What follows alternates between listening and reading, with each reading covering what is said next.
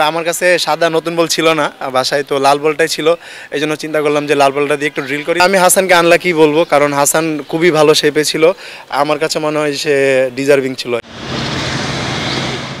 জাতীয় দলের practice kit গায়ে পেসার হাসান মাহমুদ, ছবিটা হতে পারত পাকিস্তানের রাওয়ালপিন্ডিতে, কিন্তু দুবাই থেকে ফিরে এসে বিসিবি একাডেমি মাঠেই দেখা গেল হাসানকে। চ্যাম্পিয়ন্স ট্রফিতে ভারতের বিপক্ষে ম্যাচের আগে দলের সঙ্গে সফর সঙ্গী হিসেবে ছিলেন।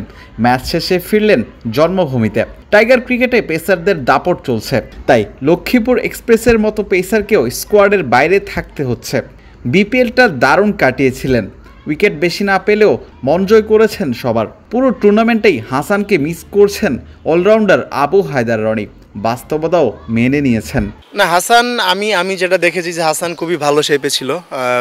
বিপিএলে হয়তো ওই রকম উইকেট পায় নাই, but through out the tournament খুবই ভালো বোলিং করেছে, ঠিক আছে। স্পেশালি ও নতুন বলেও বোলিং করেছে, ইভেন ডেতে মাশাআল্লাহ খুবই ভালো বোলিং করেছে। তো আমি হাসানকে আনলাকি বলবো, কারণ হাসান খুবই ভালো শেপে ছিল। আমার কাছে মনে হয় সে ডিজার্ভিং ছিল। ইভেন এখন যারা ন্যাশনাল টিমে আছে তারাও মাশাআল্লাহ খুব ভালো করেছে দেখেই তারা টিমে আছে। তো আমার কাছে ফিল হয় যে আসলে ভালো একটা কম্পিটিশন, যেহেতু হাসানের মতো বলার যারা এত ভালো করতেছে ওরাও টিমে থাকতে পারছে না। তার মানে আমার কাছে মনে হয় যে সুস্থ একটা প্রতিযোগিতা আছে, যেটা আমাদের ক্রিকেটের জন্য খুবই ইম্পর্টেন্ট। দেশ জুড়ে তোলপাড় ওয়ালটন ফ্রিজ কিনে আপনিও হয়ে যেতে পারেন মিলেনিয়ার। মার্চের প্রথম সপ্তাহ থেকে শুরু হচ্ছে সাদা বলের ঢাকা লিগ।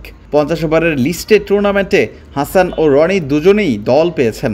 হাসান খেলবেন গতবারের দল প্রাইম ব্যাংক ক্রিকেট ক্লাবের হয়ে, রনি খেলবেন মোহামেডান স্পোর্টিং ক্লাবের হয়ে। দুবাই থেকে ফেরত এসেই হাসানকে দেখা গেল লাল বল হাতে। হোয়াইট বল ছেড়ে লাল বলে কেন টাইগার পেসার? সঙ্গে রনিকেও লাল বলে অনুশীলন করতে দেখা গেছে। সামনে টেস্ট কিংবা প্রথম শ্রেণী ক্রিকেট ম্যাচ না থাকার পরও কেন রেড বল বেছে নিলেন অনুশীলনে? কারণ জানালেন আবু হায়দার রনি। আসলে কারণটা হচ্ছে স্পেশালি আমি একজন সুইং বলার, আসলে লাল বলে সুইংটা বেশি হয়।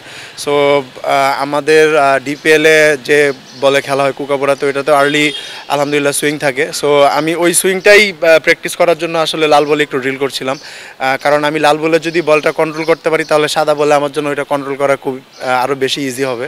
সো এই জন্যই। আর আমার কাছে সাদা নতুন বল ছিল না, বাসায় তো লাল বলটাই ছিল। এই জন্য চিন্তা করলাম যে লাল বলটা দিয়ে একটু ড্রিল করি, তাহলে আমার জন্য সাদা বলটা ইজি হবে। চ্যাম্পিয়ন্স ট্রফির অংশ হিসেবে দুবাইতে ছিলেন হাসান মাহমুদ। আজ আপনার সঙ্গে কথা হয়েছে, উনিও আসলে একই লাল বলেই বোলিং করেছেন। সেই কারণটা এবং আপনার সঙ্গে আসলে কি কথা হয়েছিল?